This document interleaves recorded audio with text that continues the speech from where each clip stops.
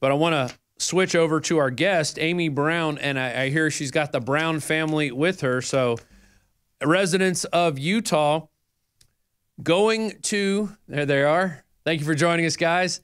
And going to the Salt Palace in Salt Lake City, a publicly funded building, taxpayer money, and just trying to film what's going on. Why is the UN here? Wanted to talk about our civil society. And of course, you have a guard stepping up with a very heavy African accent, probably not an American citizen, telling Amy, who's on the other side of that camera, we played that video before, we'll probably play it throughout one more time through this interview, that this was international territory and this was a compound taken over by the UN. Now, Amy, what was your first reaction when you heard that statement? Well, she just spilled the beans, you know, and just let her keep talking. So, I mean, we do everything as a family. So when we were there, we had a specific message, which we don't necessarily agree with what the United Nations is doing. We didn't care to have them in our city in the first place. But certainly, you know, they didn't allow that. And our children are here. And the whole premise of the conference was that youth were there to make a youth charter and to offer their opinion. Did you feel like your opinion was accepted? No. People actually were coming up to us as we were delivering our messages, and they were saying, you're indoctrinated, and they were coming up to our parents and saying, if you want to get this message out, you should do it yourself. You're using these kids. Yeah. And did we make you do it? No, we actually believe in this cause, and we want to get this message out. And I don't think that it's fair that the United Nations is listening to all these other youth, and then they disregard anyone who tries to offer a different opinion. Mm-hmm. Mm-hmm. Well, that surely is amazing. So I imagine, I wasn't there, so I imagine you guys were saying that, you know, climate change is a myth, or something to that effect, or what were some of the things that you were trying to tell the United Nations were your ideas for the future? And did it? I am imagining it did not lead up to their ideas.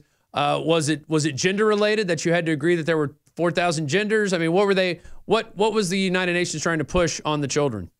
Yeah, well, actually, if you go to defendingutah.org, you can get a lot of these answers to your questionnaire. But one thing that we were handing out to all the participants, and they proved our point. One thing was that the UN has in place no actual protection for journalists, no due process, no appeal. Don't come to the UN and ask a lot of questions or you'll be thrown in the street. And that's a quote from a journalist named Matthew Lee, who had that experience happen to him. So we were just there as a voice of warning, letting people know, hey, do you know this is in exact opposition to principles of our Constitution, and you've got to make a choice. So we were just letting people have that information, and we found that was not a welcome opinion. Well, I was looking at their thematic session. So this took place in August, right? Yep, the end of August. Okay.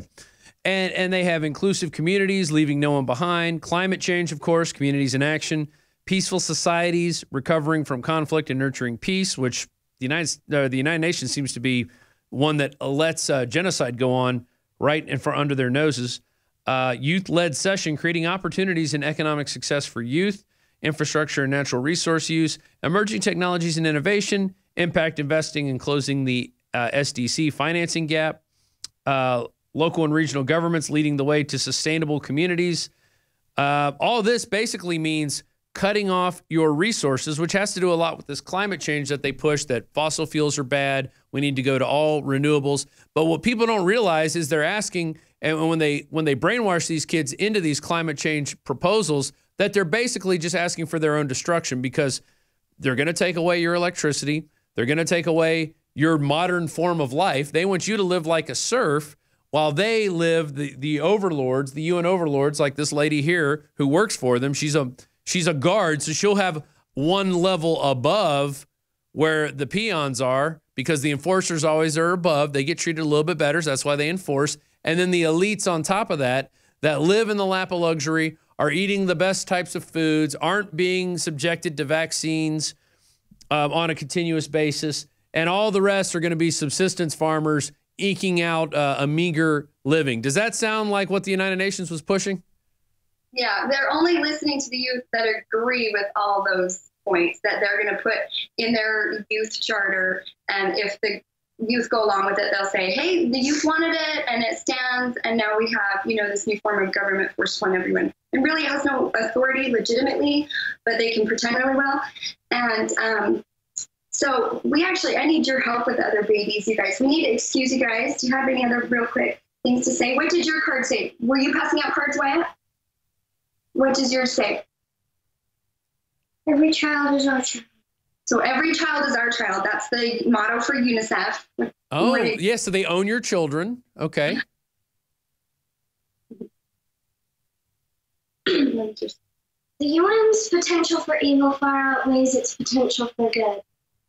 Yeah. So we know that a lot of people think that the UN is doing a lot of good, and we wanted to let people know they're doing more harm than good.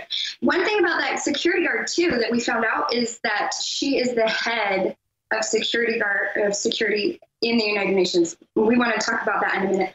But Wyatt, do you at least want to go help the babies? I can hear they need your help. Could you do that? This is one reason we do it as a family, because everybody has a different job and a different role, and we need each other, and society works better when families have the right principles and they move forward like that. We don't need big world government to tell us what to do. So, exactly. I totally agree with you, and that is the problem. See, you're the problem to the United Nations, because they don't want family units. They want to do away with the family so they can raise the children in the way they seem fit. And this is real stuff. And what's scary is you guys are probably more of the minority in Salt Lake City. I bet a lot of people thought it was great that the UN was there and taking over a building and calling it international territory. Well, and one of the things that was a little bit shocking as well that not many people knew is that the Utah State Legislature had actually agreed to fund this event. And so they had funded it to the tune of $750,000 from the state of Utah citizens. They only used $650,000 of that, not for new infrastructure. In fact, we're not really sure what that was used for. As a family, we were there trying to figure out just exactly where did this money go, but it certainly was not representative of the citizens of Utah and what we would have liked to have seen that money go towards. Yeah, it doesn't seem like it. What it seems, looking around, I didn't see much of the site, but they had a nice website, how they were going to help the children, and it's all inclusive. But then if you're not pitching or receiving the right message, then you're asked to leave. And especially if you're pulling out a phone. I wonder if anybody was allowed to videotape any of the propaganda in this event. We're going to be right back with the Brown family to finish up with, just exposing the UN, saying, hey, we could take over public buildings and their international territory. This is insane. And then they were given money by the Utah State Legislature. $650,000 is what they spent. Where'd it go to? Payoffs, lavish parties, but not to the citizens. Is it okay you turn off the camera and then speak? Oh, turn off the camera? Yeah. Do I not have a right to have the camera? I'm not giving you permission to check my face, so... Okay, are you a public servant? I'm or United Nations Security Officer. Okay. Okay. This is my city, and so I have a right to film. This is United Nations compound? A United Nations compound? Yes. This is a compound? Yeah. Since Sunday evening, we took over this compound. This is international territory. When you step outside, it's US. Here is international territory. This is UN compound. International territory in the middle of Salt Lake City, run by the United Nations, and they're referring to the Salt Palace as the compound. See if you guys can find a picture of the Salt Palace. Let's show people what an international territorial compound looks like. We have with us the Brown family, Amy Brown and husband Nathan, and their 3 kids. I think one of them got up. He was like, I'm done with this, which is kind of funny. It happens. Hey, I got 4 kids, so I know what it's like. Sounds like you got another little one in the background too, which is great.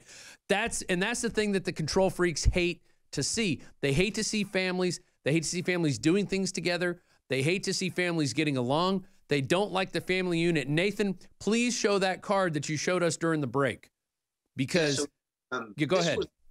This was what was being handed out. 1 of 10. 1 of 10. So just, a nice quote, every child is our child. And that is from the UNESCO motto for the United Nations Children's.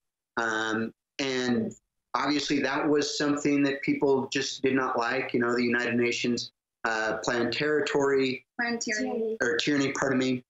And then also this one, UN potential for evil far outweighs its potential for good. So those were some of the quotes that we were passing out as members of Defending Utah, which for us was very exciting because without that organization bringing this to our attention, we would have probably, like many others, let this just pass right by us. But thanks to the good people at defendingutah.org, we were able to find out about this and then mobilize and go down and film and do some interviews. And we have a lot of other exciting content that Defending Utah is going to be releasing and posting here down the line a little bit. But yeah, very troubling for me as a husband to have, my wife confronted by a security officer telling her, this is a compound and you need to leave. And it's international territory. That to me blows my mind that can be shown. Now, Rob over here in the control room found a website that has to do with that. Every child, pull that up on the TV. Every Child is Our Child program. This is the Unitarian Universalist. And of course, it's the United Nations office right there. Every Child is Our Child program, guided by our principles. We're going to advocate for international human rights, promoting inherent worth, dignity of every person. Yeah, that sounds all good, but this Every Child is Our Child works to empower women and children in the region of Ghana. But what that really means is they want to control what your child sees, what your child thinks, and what your child believes, and what your child gets. They don't like the family unit. It's like the Hunger Games. They want to have the families raise the children and provide them food and shelter, but then they get shipped off to the learning centers or the fields where they work, or they're learning a trade, or they're learning something to fulfill what the masters want. So it's modern day slavery couched in, we're going to help everybody. But it's not about helping people. It's about control, and it's about domination. Anything you guys want to add to this? Go ahead, Amy. You look like you want to jump in.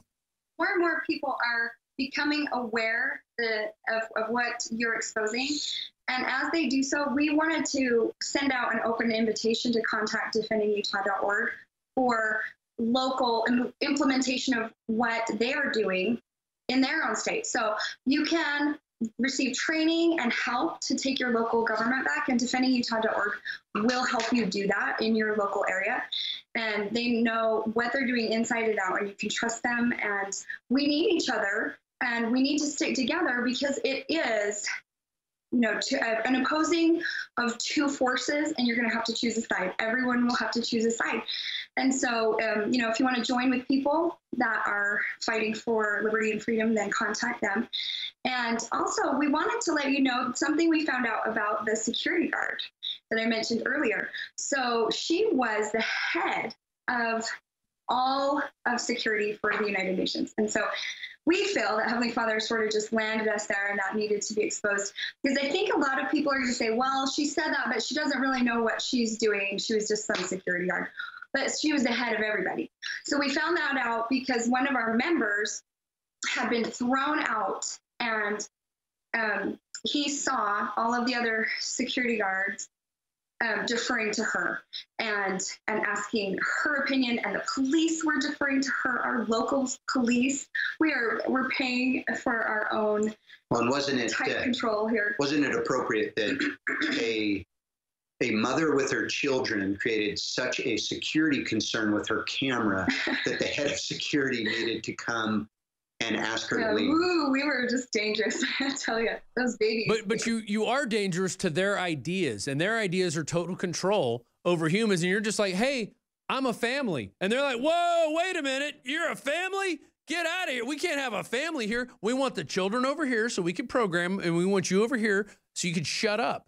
That's what they want to do to the family units here. And I don't even know how did this even get brought into the situation? How did this happen? How did the United Nations even get invited to this program? Do y'all know anything about that? Yeah, if you go to defendingutah.org or United, I don't want to get it wrong. United Nations Utah. Thank you. UnitedNationsUtah.com. Then it will outline exactly how they were invited here by our mayor and our legislator, and they opted to pay hundreds of thousands of dollars to get them here, which is disgusting. So it really is, you know, any way you spin that, that's a conspiracy against the taxpayers, because we didn't ask them to come. They weren't wanted. We actually, before this event, we went to a youth event and we were practically the only ones there. We thought it was canceled because we couldn't find anyone. Salt Lake City did not want them here. There was no demand to bring them here from Utah at all. And so we made a small, just our family video about that one, but it was empty. The park had nobody in it. And then when it came time for their little breakout, we couldn't find anyone, so we went home. And That it sounds turned like out, a Joe Biden rally. yeah, right, actually. Yeah.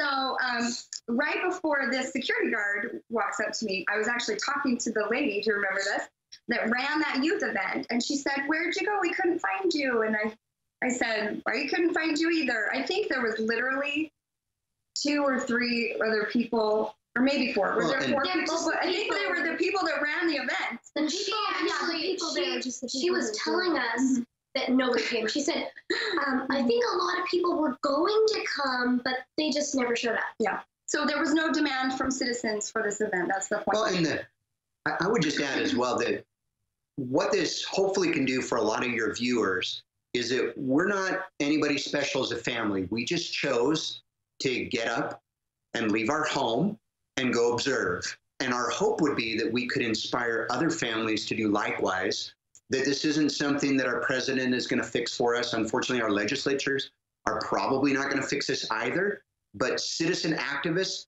can 100% make a difference. Well, let me tell you, I commend what you guys did, and that's what it takes. And they were afraid. They were afraid of you guys, and that says a lot, that one family can go and make a difference. I salute the Brown family. Thank you very much. We're going to have the head of Defending Utah up next.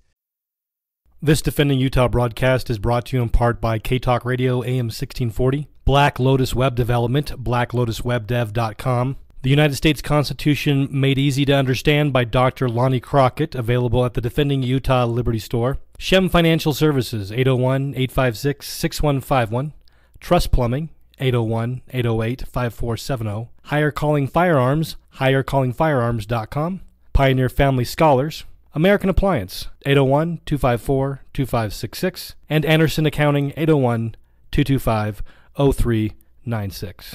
And Dr. Jeremy Thompson Dentistry with Go New Smile, gonewsmile.com, GONUSMILE.com.